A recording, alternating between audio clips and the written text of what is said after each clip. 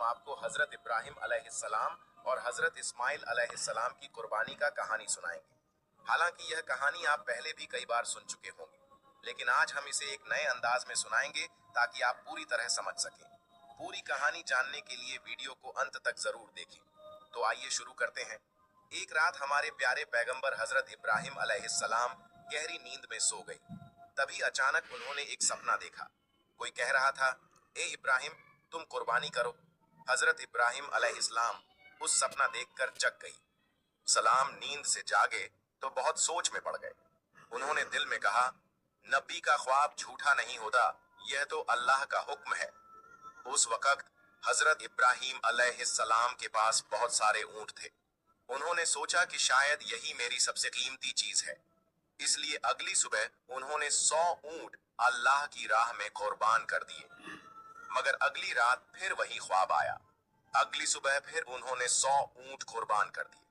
लेकिन अब भी दिल में सवाल था, क्या यही वो चीज है जो अल्लाह मुझसे चाहते हैं? फिर एक रात जब वो फिर आराम फरमा रहे थे तो वही पाक पैगाम फिर से आया, ऐ इब्राहिम, अल्लाह की राह में अपनी सबसे प्यारी और कीमती चीज की कुर्बानी दो। अगली सुबह हजरत इब्राहिम अलैहिस्सलाम सोच में पड़ गए। उन्होंने कहा, मैंने 2 दिन में 200 ऊंट कुर्बान कर दिए, लेकिन क्या अल्लाह ने मेरी यह कुर्बानी का कबूल नहीं की? तो फिर अल्लाह रब्बुल आलमीन मुझसे क्या चाहते हैं? बहुत सोचने के बाद हजरत इब्राहिम अलैहिस्सलाम को महसूस हुआ कि जब अल्लाह ने कहा था, अपनी जिंदगी की सबसे कीमती चीज मेरी राह में कुर्बान करो, तो उसका मतलब ऊंट नहीं बल्कि उनका प्यारा बेटा हजरत इस्माइल अलैहिस्सलाम था।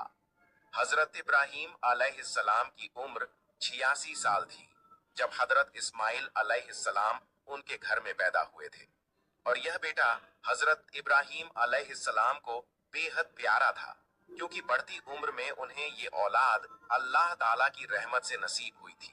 यह वही बेटा था जिससे उनकी नस्ल आगे चलने वाली थी और जिसकी मोहब्बत हजरत इब्राहिम अलैहिस्सलाम के दिल के बेहद करीब थी।